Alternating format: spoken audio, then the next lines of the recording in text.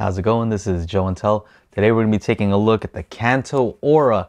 This is a brand new speaker and I don't know much about it, so let's get into it and find out about it together.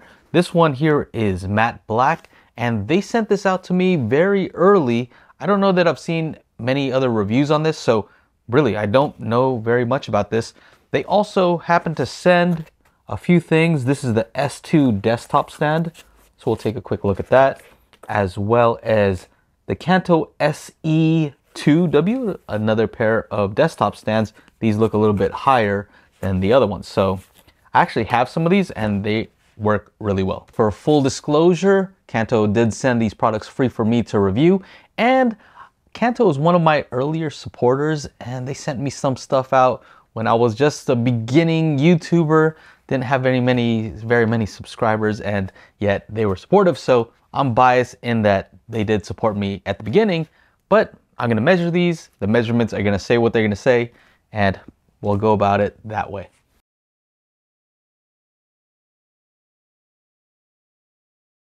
All right, let's cut this open here.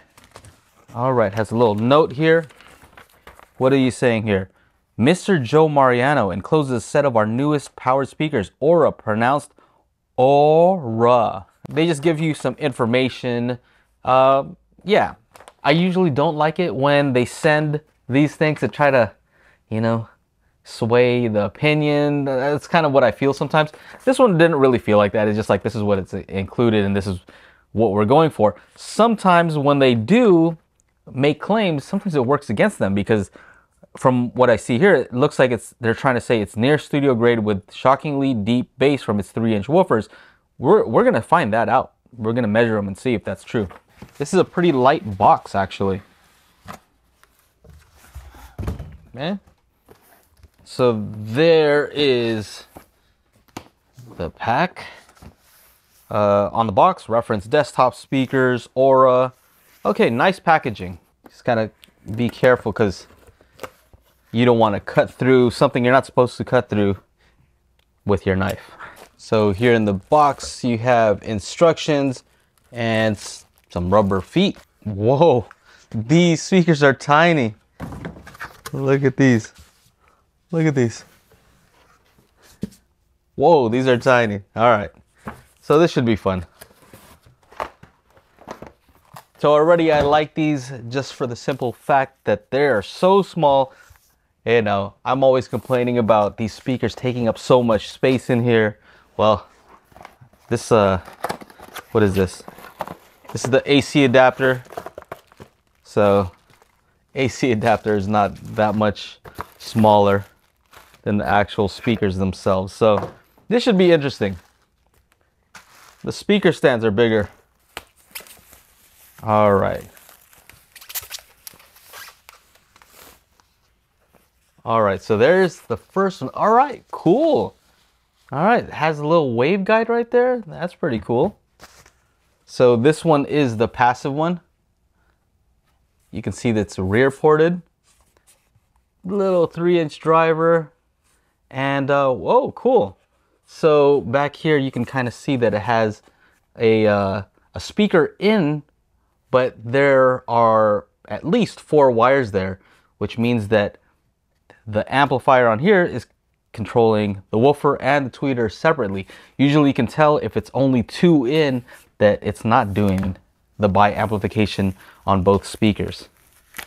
So here is the active one, and it's not that much heavier than the passive one. Man, these are really like cute. I think I might use these on my my daughter's desk because she doesn't have much desk space, and yeah, she's kind of just using the speakers on the monitor. I'm sure these are going to sound a lot better. I hope they're going to sound better.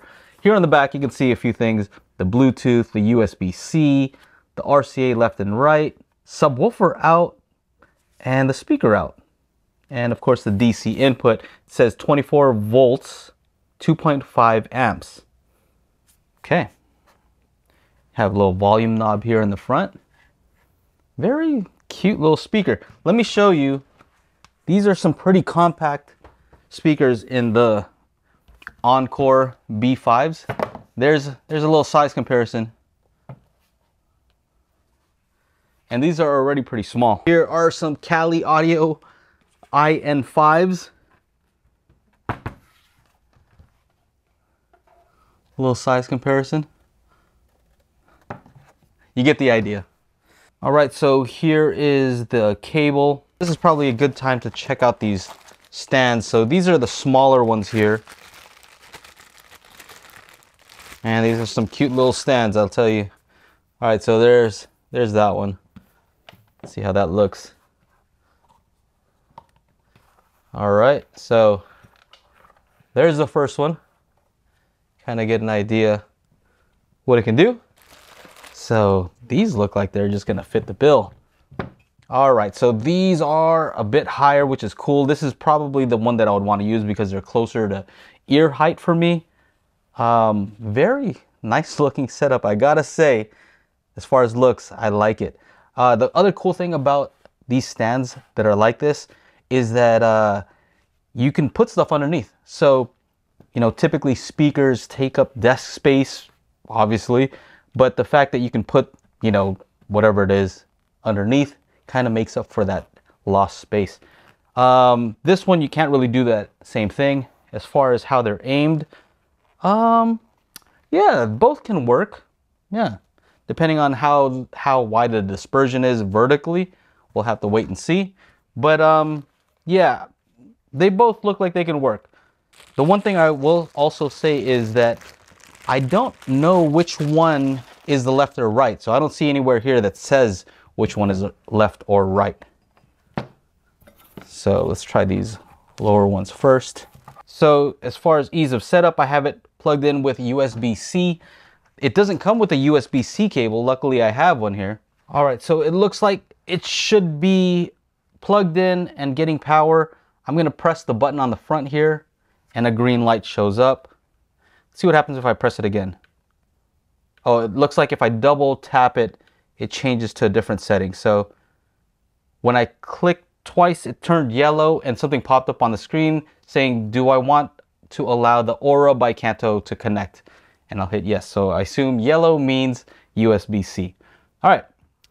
So for the test, I'm gonna just go ahead and play a few tracks that I don't know from Epidemic Sound.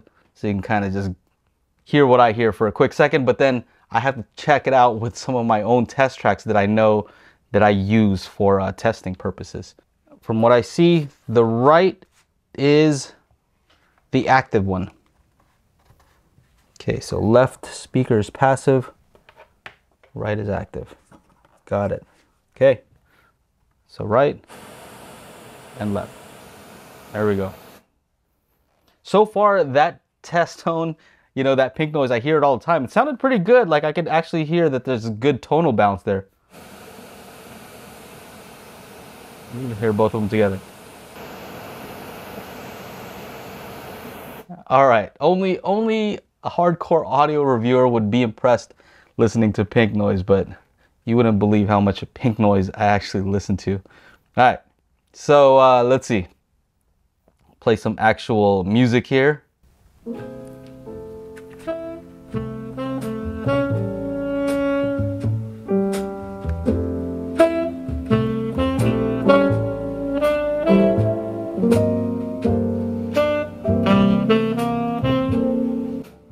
Smooth jazz. All right, trap.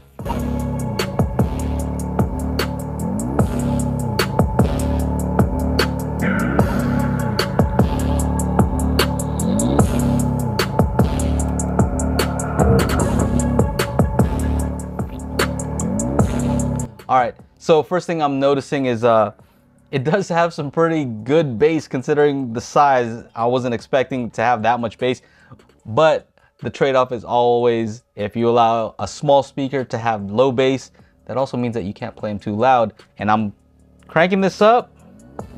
Let's see, how loud can I get this? All right.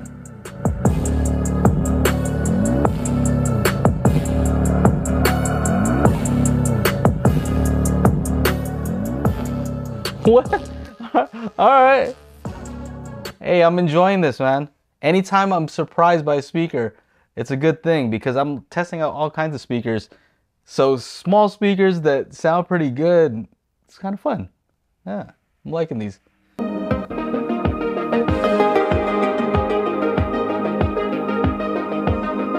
right, all right.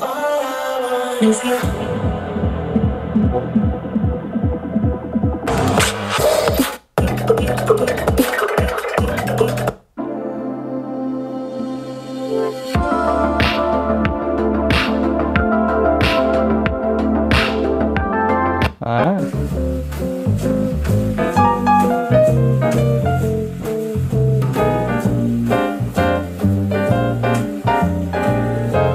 Try it with these stands.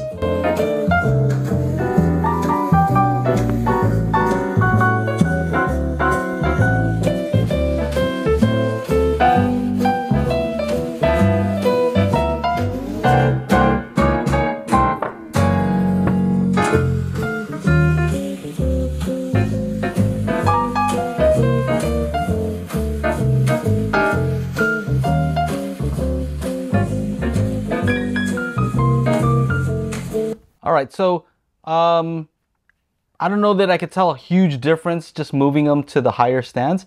Let me play the one with that bass note again, because what I'm kind of expecting is it could be possible that the lower ones might have a little bit more bass because it's using the desk to reinforce, or the desk is canceling it. So we'll have to wait and see. Let's see.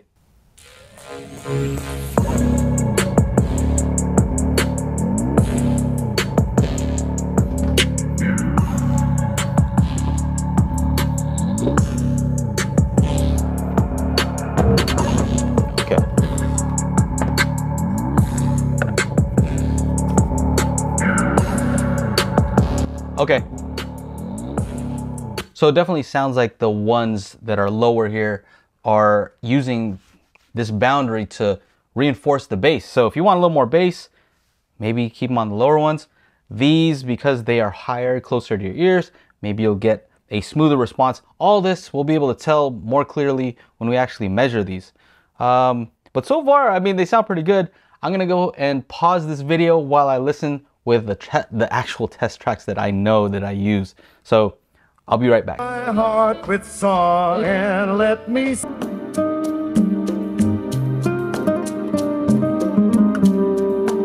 me myself, I got nothing to prove. The most is the detriment. Let that sink in. Oh, 'cause I keep digging myself down deeper. All right, so got done listening to a few test tracks here, and so I have an idea what I think of them. And first of all, I like the lower stands better because there's more bass reinforcement in this particular scenario. Your situation might be a bit different. These do make it sound a little bit clearer because it's higher and the tweeter is closer to my ear. And so if you care about that, then maybe you'll use these, or if you need to put something underneath. As far as bass, better with these. Other thing is, surprisingly good amount of bass. Not the deepest bass I've ever heard, of course. Definitely maybe touching into like the 50 hertz, maybe 40 hertz if you're generous. You know, you can hear those tones. Definitely some lower bass notes in certain tracks that I wasn't hearing, and I wouldn't expect to hear them. I wouldn't even expect to hear anything close to what I'm hearing currently from a 3-inch driver. So they're definitely making use of that DSP. I did notice in Fast Car, you know, the well-known test track from Harman, that you can hear a bit of modulation in her vocals because the woofer is trying to do all kinds of work, and it also has to produce her voice. So trying to produce the bass and her voice, you can kind of hear that it's a little bit fluttery compared to some other speakers that I have, which can do both with ease. But these are nitpicks. I mean, overall, the tonality, the clarity, you know, most of the time what I'm worried about with some of these more affordable, smaller speakers is that they try to compensate by making it too bright. And I can say that these don't sound like they're overly bright. We'll have to wait and see what the measurements say, but that's what I'm noticing right now. I could be totally wrong. It's what, 3:45 a.m. right now. So, but overall, here's what I want to say is I'm pretty excited about these just for the simple fact that if somebody's used to listening on maybe their laptop speakers or, you know, the speakers on their monitor, whatever, these are going to definitely be an upgrade from those. And so if they can have more musical enjoyment, you know, that's always a good thing. You know, they don't always have to have the best of the best of the best.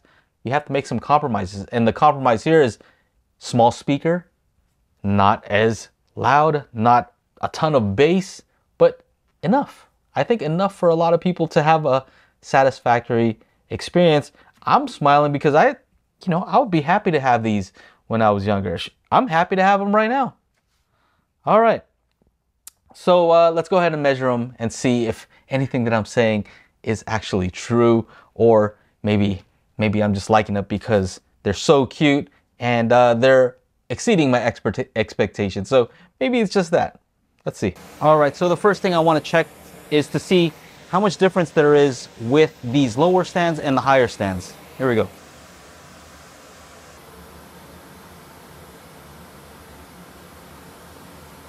With the lower stand, you see in red here, it has more bass. Yeah, by, decent amount. So let's see, 96 versus 93, so 3 decibel difference here. And it's pretty wide. So from about maybe 900 hertz all the way up to 130 hertz to 900 hertz. Okay. And so the other thing that you'll notice is there's a difference in where the dip is. So with the higher stand, the dip centers around 1 kilohertz, whereas the other one's a little bit wider, around 730. So overall, I would definitely prefer the lower stand in this particular scenario. The other thing I'm noticing that is surprising is how nice and smooth the top end response is on this. We'll have to wait and see what the directivity shows us, but overall, the response looks pretty good. Let me measure the port and see where that's tuned as of, based on these measurements, the actual driver itself in the cabinet is falling off. Let's say if this is the peak here, 97, just call that, yeah, 97.7. So the minus 3 dB point I'm seeing here is around 92.7, and then the minus 10 dB point, which is the kind of the lowest bass that you could possibly hear from this, is around 59 hertz. Okay, so yeah, you can hear some good audible bass. Let me measure the port in the back to see what that is doing. So here I've measured the port, and you can see that it does try to extend the bass out. So let's see here. What is with the port, 94. We're looking at an F3 around 48 hertz and an F10 around 39 hertz. So definitely extends the bass out.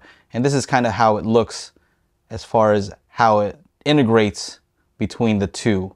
So with the port integrated, you can see how it's extending the bass out here. And this is kind of what you might expect to hear. And it depends also how close you have these to the wall. So overall, what you see here is they definitely boost up the bass to give you more perceived bass. I don't mind it too much. They don't really give you an option to turn it down, but that is the choice that they made. And I think it's a pretty decent choice considering the size of the speaker and that it might exceed your expectations like it did for me. Do some on-axis measurements. Okay, wow. All right, take a look at this on-axis measurement. What we typically want for a speaker like this is flat. Look at that thing. Wow, Kanto. Do some psychoacoustic smoothing to give you an idea. Wow. All right. So obviously this bass boost is because of my desk. And now that I don't have it on there, you can see that it's pretty flat. Amazing. All right. Awesome. Get a quick listening window response here. All right, that looks good as well. So now to get an idea of what the directivity is, and let's see how that does. All right, so I am pretty impressed with what I see here. All right, so looking at the dispersion characteristics of this horizontally, it is pretty narrow, which is okay because these are going to be used near field. I would say maybe plus or minus 30 degrees, somewhere around there, as you can tell from here. Now, vertical, so this being the top here, you'll notice that there is kind of like the suck out here around, what is this? Around 3 kilohertz, between 2 and 3 kilohertz, there is this suck out here. And so you just want to stay above the tweeter. So on like maybe as low as 15 degrees and as high as 30 degrees above it. But somewhere around there is where you want to be. You do not want to be below 15 degrees. Otherwise you get this kind of suck out here between 2 and 3 kilohertz. So overall, these Kanto ORAs really surprised me. I think they did a great job with tuning it, and the dispersion characteristics are what I would expect. You know, the directivity, all the measurements just kind of confirmed what I heard, which is these are tuned very well. I really like what they did. So whoever designed these over there, Kanto, you guys are doing a great job. And these are going to be perfect for a desk. I can highly recommend these. I will put them on the speaker leaderboard. So if you're interested in seeing where it places, I'll link to that down below. I still need to try this out with a sub, but I've done that many times with various speakers and I kind of know what to expect. And with these, I think the top end is nice enough so that, yeah, it'll definitely sound better with a sub. I don't know what else to say. I can recommend these just because they do what they're supposed to do. They claim that it can be used as monitor speakers. I think they definitely can.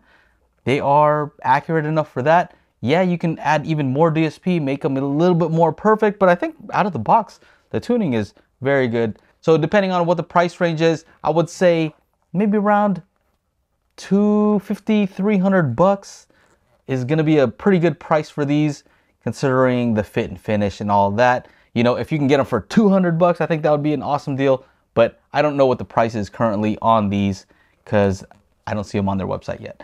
So anyway, that's it for the video. If you liked it, make sure to like, subscribe, ring the bell to be notified when I upload new videos. That's it. Take care. Bye-bye. Welcome to the DIY Watch Club, where you become the horologist. Ever dream of creating your own timepiece? Their DIY watch kit makes it a reality. It's more than fun. It's an education in watchmaking and a source of unmatched pride. Experience the quality and precision of the Seiko NH34 GMT movement, housed in a robust 41mm case. Ready for adventure? This is no ordinary timepiece. It's a diver's watch capable of venturing 660 feet beneath the surface. The sapphire crystal face, resilient against scratches, coupled with an exhibition caseback, invites admiration and conversation. But that's not all. Everything is customizable: the hands, the bezel, the band. Check out shop.diywatch.club and join the club today. At DIY Watch Club, the time to craft your style is now.